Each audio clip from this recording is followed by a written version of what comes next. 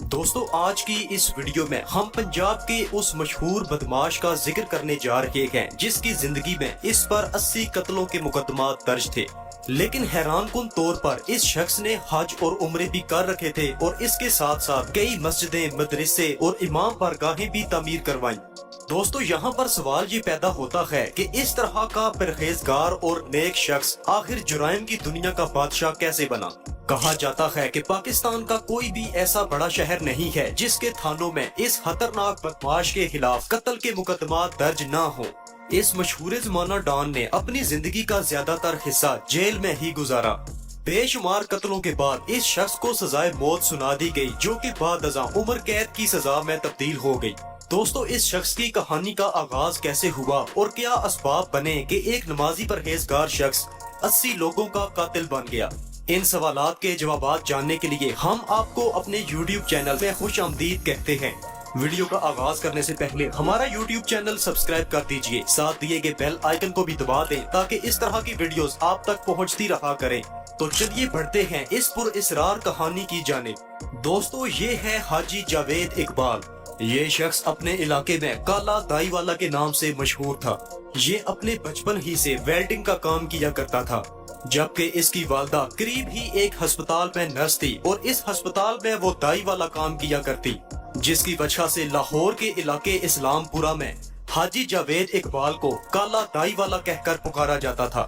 دوستو اس کی عمر جب 14 سال تھی تو اس کی والدہ کو ایک دن ہسپتال جاتے ہوئے ایک شخص نے رستے میں تنگ کیا۔ جب کالے کو اس بات کا علم ہوا تو یہ کمسن لڑکا بدلہ لینے کی آگ میں جلنے لگا۔ دوستو ایک دن اس کی والدہ کو تنگ کرنے والا شخص کسی حجام کی دکان پر بیٹھا تھا۔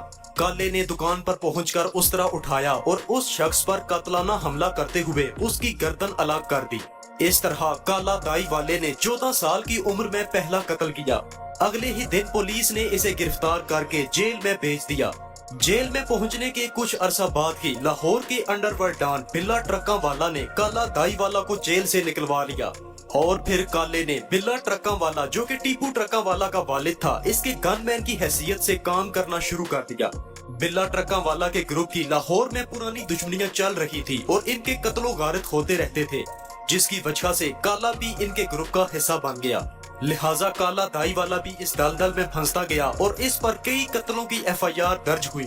یہ زیادہ تر قتل بلا ٹرکاں والا کے کہنے پر ہوا کرتے تھے۔ وقت گزرتا رہا اور کئی قتل ہوتے رہے اور کالا دائی والا کا نام لاہور سے نکل کر پورے پنجاب میں گونجنے لگا۔ اس شخص کا جیل میں بھی آنا جانا لگا رہتا اور پولیس والوں سے بھی مخالفت بڑھتی گئی۔ دوستو ایک دفعہ کالے کو گجرانوالہ جیل سے نکلوا کر پولیس کے ذریعے قتل کروانے کی کوشش بھی کی گئی، لیکن معجزاتی طور پر یہ شخص محفوظ رہا۔ اسی طرح پولیس نے ایک دفعہ دریائے راوی کے پل پر ایک مشہور انسپیکٹر کی سربراہی میں کالا دائی والا کا قتل کرنا چاہا، لیکن عین اسی وقت وہاں سے مشہور حکومتی عہدیدار کا گزر ہوا اور اس نے کالا دائی والا کو پولیس سے بچا کر واپس گجرانوالہ جیل میں ڈلوا دیا۔ CIA پولیس 24 گھنٹے کالا دائی والا گروپ کے پیچھے رہتی تھی۔ اس کے کئی لوگوں کو گرفتار کرنے کے ساتھ ساتھ CIA سٹاف نے بھاری مقدار میں اسلحہ بھی برآمد کیا تھا۔ جب کالے کو اپنے دوستوں کی گرفتاری اور بھاری مقدار میں اسلحہ برآمد ہونے کا معلوم ہوا تو اس نے CIA کے انسپیکٹر کو فون کر کے اپنے ساتھیوں کو رہا کرنے کا بولا۔ انسپیکٹر کے انکار کرنے پر کالے نے اس پر کئی دفعہ قاتلانہ حملے بھی کروائے۔ ایک دفعہ کیمپ جیل سے رہائی کے موقع پر CIA سٹاف نے کالا دائی والا کو گرفتار کرنے کی ایک بار پھر سے کوشش کی، لیکن یہ شخص پولیس کا یونیفارم پہن کر پولیس کی ہی گاڑی میں فرار ہونے میں کامیاب ہو گیا، اور کچھ عرصہ کے بعد بلا ٹرکاں والا کے کہنے پر اس نے پولیس کو گرفتاری دے دی اور بعد ازاں بلا ٹرکاں والا نے ہی اسے جیل سے نکلوا لیا۔ دوستو اس مشہور زمانہ شخص کی کئی مخالف گروپوں سے دشمنیاں چل رکھی تھیں اور کچھ دشمنیاں اس نے اپنے دوستوں کی وجہ سے پال رکھی تھی۔ لاہور سمیت پنجاب کا مشہور ڈان بلا ٹرکاں والا کالے دائی والے پر بہت زیادہ بھروسہ کیا کرتا، اور وہ اپنے بیٹے ٹیپو ٹرکاں والے کو بھی بولا کرتا کہ کالا دائی والا ایک بھروسے مند آدمی ہے، اس سے صلاح مشورہ کیے بغیر کبھی بھی مت چلنا۔ دوستو یہاں پر آپ کو بتاتے چلیں کہ جب دشمنوں نے بلا ٹرکاں والا کو قتل کر دیا تو اس کے کچھ ہی عرصہ بعد کالا دائی والا نے کچھ وجوہات کی بنا پر ٹیپو ٹرکاں والا سے علیحدگی اختیار کر لی۔ کالے کی ایک بات مشہور تھی کہ یہ اپنے مخالفین سے نہ ہی صلح کرتا اور نہ ہی انہیں معاف کیا کرتا۔ ایک دفعہ سیالکوٹ میں اس شخص نے اپنے مخالفین کو قتل کرنے کے لیے گدھا گاڑی لی اور سبزی بیچنے والے کا روپ دھار کر یہ ان کے گاؤں میں چلا گیا۔ وہاں پر اپنے مخالفین کے 4 لوگوں کو قتل کرنے کے بعد یہ اسی خلیے میں فرار ہو گیا۔ اس کے بیٹے کے مطابق اس شخص نے کبھی بھی اپنے سے اوپر کسی کو بدماش نہیں مانا۔ یہ غریب کی مدد کرنے کے ساتھ ساتھ مظلوم کی مکمل طور پر حمایت بھی کیا کرتا تھا۔ دوستو بتایا جاتا ہے کہ کالا دائی والا مزاروں پر جایا کرتا اور ولیوں فقیروں کو بہت مانتا تھا۔ اس کے استاد اور مرشد کا تعلق سرگودا سے تھا اور کہا جاتا ہے کہ اس کے مرشد کی دعا تھی کہ تم گولی سے نہیں مرو گے۔ اس کی زندگی میں مخالفین کی طرف سے اس پر کئی دفعہ قاتلانہ حملے کیے گئے، لیکن اس کے مخالفین کے کئی لوگ قتل ہوئے، جبکہ معجزاتی طور پر یہ شخص ہمیشہ بچ نکلتا تھا۔ گجرانوالا پل پر بھی اس کا مخالفین سے آمنا سامنا ہوا اور درجنوں افراد قتل ہوئے، لیکن یہ شخص بچ گیا۔ اس کے علاقے کے لوگ بتاتے ہیں کہ کئی دوسرے شہروں میں بھی اس کا مخالفین سے آمنا سامنا ہوتا رہتا تھا۔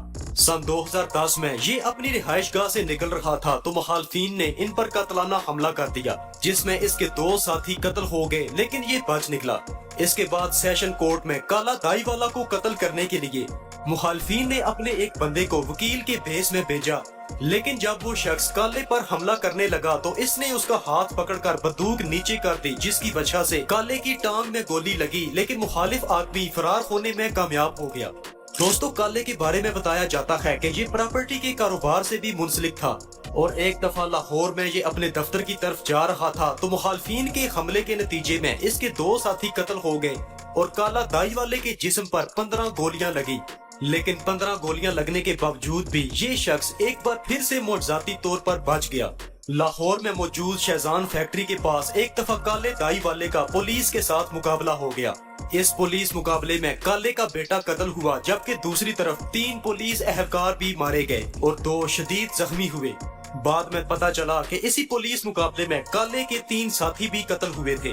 وقت گزرتا گیا اور کالے دائی والے پر پولیس مقابلے، قتل و غارت اور اس جیسی کئی وارداتوں کے 80 کے قریب مقدمات بن چکے تھے۔